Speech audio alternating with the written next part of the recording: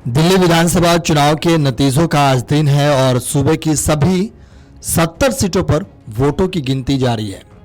ऐसे में सभी की निगाहें दिल्ली के मुस्लिम बहुल सीटों पर भी टिकी हुई हैं। दिल्ली में 13% मुस्लिम वोटर है और 5 सीटों पर मुस्लिम विधायक चुने जाते रहे हैं। ऐसे में सभी के मन में सवाल उठ रहा है कि क्या मुस्लिम सीटों पर ट्रैक रिकॉर्ड बरकरार रहेगा या फिर नहीं। आपको बता दें कि दिल्ली के मुस्लिम बहुल सीटों पर वोटिंग जमकर हुई थी। ये मुस्तफाबाद, बल्ली मारान, सीलमपुर, मटिया महल, चांदनी चौक और ओखला सीट है। मुस्लिम बहुल सीटों पर कांटे की मुकाबला है। दिल्ली की सीलमपुर, मुस्तफाबाद, मटिया महल, बल्ली मारान और ओखला सीट पर बीजेपी को छोड़कर सभी दलों ने मुस्लिम उम्मीदवार ही किस्मत आजमा रहे हैं। इन सीटों पर मुस्लिम विधायक जीतते रहे हैं। आपको बता दें कि ओखला विधानसभा सीट पर AIMIM से शिफाउर रहमान, आप से अमानतुल्लाह खान, कांग्रेस से अरीबा खान और बीजेपी से मनीष चौधरी मैदान में है। इस सीट से बीजेपी के मनीष चौधरी रुझानों में आगे चल रहे हैं।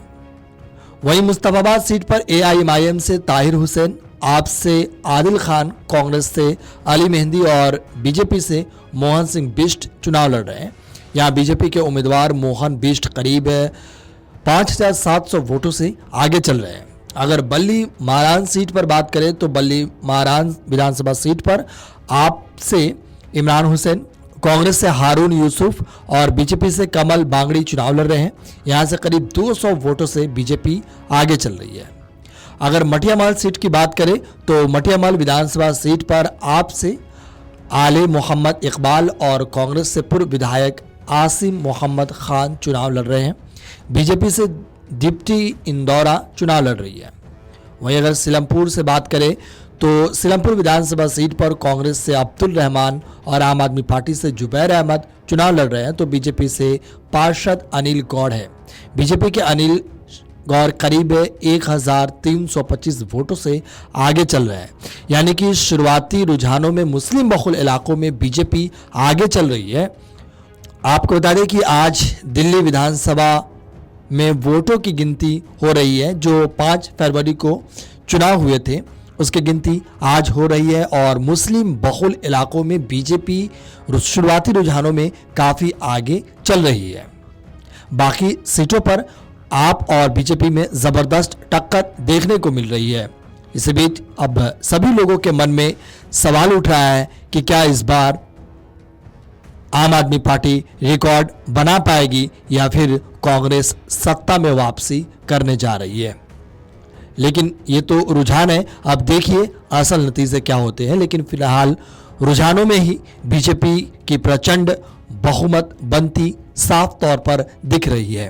कालिका के दरबार में आशीर्वाद लेने आई हूँ। हर शुभ कार्य आशीर्वाद से शुरू करती हूँ और यही प्रार्थना करते हुए कि मेहनत सफल बनाएंगे। और मैं आश्वस्त हूँ जीत के प्रति, क्योंकि जनता का जो उत्साह और स्नेह इस प्रचार में मिला है और भरपूर जो मैंने 5 तारीख को देखा कि सब वोट भाजपा के लिए मन से करने के लिए जा रहे थे, तो पूरी तरह से आश्वस्त हूँ कि ग्रेटर कैलाश की सीट भारतीय जनता पार्टी की झोली में जा रही है।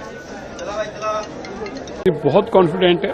जब मैं ये पवित्र स्थान गुरुद्वारा काबगंज साहब दर्शन करने के लिए आया तो गुरु साहब का कीर्तन में शब्द वही चल रहा था, निश्चय कर अपनी जीत करूं।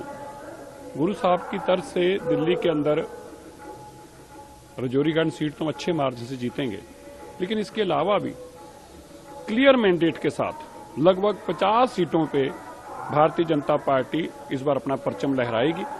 दिल्ली के लोग बदलाव चाहते हैं। दिल्ली के लोग पिछले 12 साल के बहाने गंदी हवा, गंदी यमुना और टूटी सड़कें और इस गंदगी से छुटकारा पाते हैं। दिल्ली के लोग आज मानते हैं कि उनसे गलती हुई, वो आपदा को लेके आए और आपदा ने दिल्ली को आपदा बना के रख दिया। इसलिए दिल्ली के लोगों के मन में बहुत गुस्सा है और वो गुस्सा मैंने देखा वोटिंग वाले दिन दिख रहा था। इसलिए जब आज आप नतीजे देखेंगे, और अरविंद केजरीवाल जी के कल के जो पैंतरे थे वो स्पष्ट बता रहे थे कि अरविंद केजरीवाल जी हार मान चुके हैं। मेरे 15 कैंडिडेटों को ऑफर आ गई 15-15 करोड़ की। वो कैंडिडेट कौन है? वो जीते हैं नहीं, उनके बारे में कोई बता नहीं पाए और ये पिछले 5 साल से नौटंकी कर रहे हैं। इसलिए कल उन्होंने अपने लिए भूमिका बनाई है कि जब वो हारेंगे तो ये कह पाएंगे कि देखिए जी इन्होंने ईवीएम हैक करी है, वरना मेरे एमएलए को कल क्यों खरीद रहे थे, जब नहीं मेरे एमएलए बिके तो उन्होंने ईवीएम हैक कर ली। तो ये बहाने इसलिए ढूंढ रहे हैं, दिल्ली में बदलाव की आंधी है। 1993-1998 का वो समय जब बीजेपी की सरकार थी, 3 मुख्यमंत्री भी हुए, लेकिन उसके बाद से आज तक 27 साल का एक लंबा समय हो गया। क्या ये सूखा इस बार खत्म करेंगे आप? नहीं, मैं तो कह रहा हूँ डेफिनेटली हम नहीं करेंगे, दिल्ली के लोग खत्म कर रहे हैं। दिल्ली के लोग सोच रहे हैं कि अगर 2013 में ही भाजपा आ गई होती तो आज दिल्ली कितनी तरक्की कर चुकी होती। दिल्ली बहुत पिछड़ गई है, दिल्ली बहुत पीछे रह गई है, देश सारा आगे निकल गया, इसलिए दिल्ली के लोग बदलाव चाहते हैं। प्रधानमंत्री की जो रैलियां हुई चुनाव के समय में, 3 रैलियां थी, उससे पहले भी एक जनसभा हुई, उसका असर देखिए बहुत बड़ा असर उसी का हुआ है। जब प्रधानमंत्री जी और गृह मंत्री जी मैदान में आए, जमीन पर उतरे, गृह मंत्री जी ने आके जो प्रधानमंत्री जी का विजन था दिल्ली के बारे में, वो रैलियां कर करके बताया किस तरह से दिल्ली को बदला जा सकता है प्रधानमंत्री के विजन में, डबल इंजन की सरकार। और फिर जब प्राइम मिनिस्टर साहब ने आके ये बताया कि वो क्या दिल्ली के लिए करने वाले हैं, तो दिल्ली के लोगों ने एक तरफा विश्वास जताया कि अगर प्रधानमंत्री कह रहे हैं कि मैं प्रधानमंत्री के साथ साथ दिल्ली के सरकार के लिए भी समय निकालूंगा, तो दिल्ली के लोगों को लगा अगर प्रधानमंत्री दिल्ली सरकार चलवाने में भी अपना समय देंगे तो दिल्ली बदल जाएगी। इसलिए प्रधानमंत्री जी का जमीन पर उतरना बहुत बड़ा था, इसीलिए बदलाव चुनाव में आया। एसीबी ने इन्वेस्टिगेशन के लिए नोटिस दिया है अरविंद केजरीवाल को हॉर्स ट्रेडिंग मामले में, क्या कहेंगे? लगातार अरे वो झूठ में झूठ बोलता है। वो तो पंजाब सरकार में भी कहा था, उन्होंने पंजाब के एमएलए खरीद रहे, उन्हीं की सरकार है, वहां तो इन्वेस्टिगेशन आज तक नहीं हो पाई। दिल्ली में एसीबी उनसे पूछ रही तो जवाब नहीं दे रहे। वो तो फ्रॉड आदमी है। इसी झूठ, बेईमानी और मकारी के कारण ही दिल्ली के लोग अरविंद केजरीवाल जी को हटाना चाहते हैं। संदीप दीक्षित का सुबह बयान आया कि पार्टी हाईकमान तय करेगी अलायंस को लेकर कांग्रेस और आम आदमी पार्टी का क्या नेतृत्व होगा। क्या अलायंस होगा भाई, क्या बातें कर रहे हो? अरे उनकी जमानतें नहीं बचने वाली कांग्रेस की, एक भी सीट पे जमानत नहीं बचेगी, और दूसरी तरफ आम आदमी पार्टी की 20 सीटें नहीं आने वाली, तो काय का अलायंस होगा? ये क्या नई नई बच्चों वाली बातें करते हैं। संदीप दीक्षित बड़े मैच्योर लीडर हैं, मुझे नहीं लगता कि ऐसी स्टेटमेंट उनको देनी चाहिए। Video desk अमरउजाला.com। अमर उजाला जीवांजलि के सारथी की मदद लें और महाकुंभ में स्नान जरूर करें।